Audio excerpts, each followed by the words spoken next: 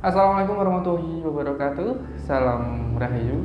Dalam kali ini saya akan membahas tentang pusaka keris tayuhan dan apa bedanya dengan keris sebagai pusaka ageman. Nah, bagi yang belum biasa mempelajari tentang keris, maka sulit untuk bisa membedakan mana keris yang ageman dibanding dengan keris yang dinamakan pusaka keris tayuhan.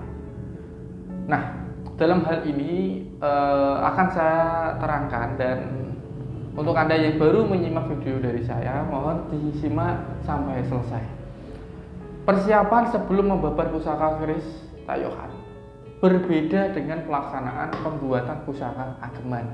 Nah, kalau salah satu dari para empu sudah berkenan akan membabar atau menyelesaikan keris pusaka tayuhan, maka yang berkepentingan atau yang dalam lingkup membabat pusaka tersebut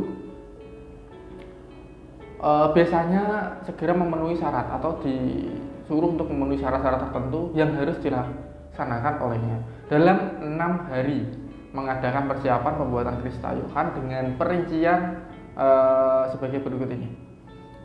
Yang pertama, atau di hari ke-1, untuk membenahi atau membersihkan besalen, atau besalen itu penyebutan untuk tempat perapian. Kemudian penyirapan atau tempat air, dulang landasan atau tempat penempaan, kemudian ububan tempat pembantu mengembuskan angin. Nah, di hari kedua itu memikirkan dan memilih seseorang yang ditunjuk sebagai pembantu atau panja. Karena seorang panja itu harus bisa dipercaya merahasiakan segala sesuatu yang berkaitan atau bersinggungan dengan pusaka yang akan dibabat tersebut.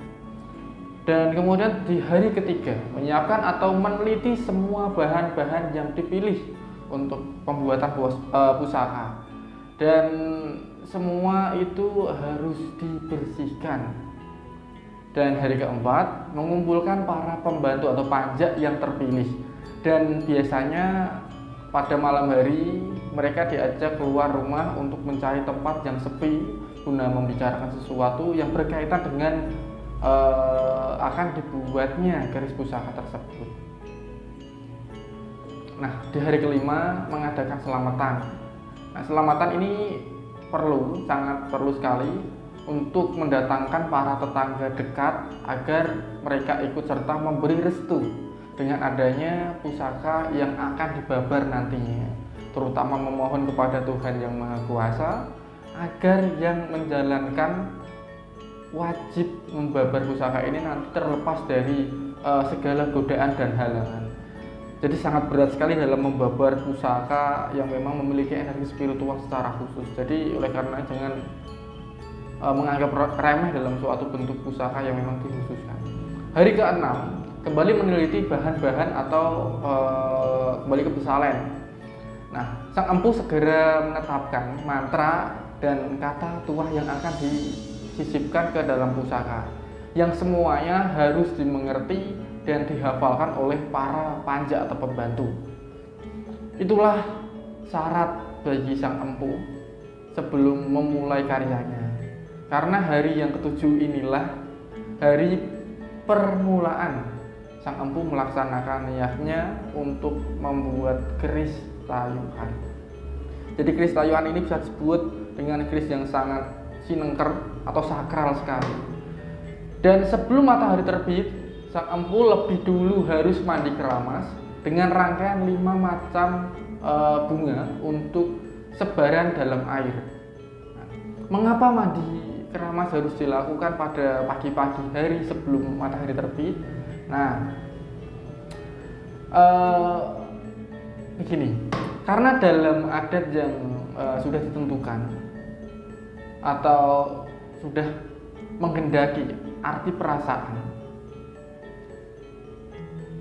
barang siapa yang akan membuat keris pusaka keris tayuhan janganlah mempunyai rasa bangga dan pamer. Maka waktu mandi janganlah sampai terlihat orang. Adapun arti air keramasan atau air jernih yang sudah direndam semalaman, Air adalah sarana yang bisa membersihkan badan. Jadi sebelum membuat pusaka keris tayuhan, orang tersebut harus betul-betul bersih dari segala perasaan dengki, marah, susah, dan sombong.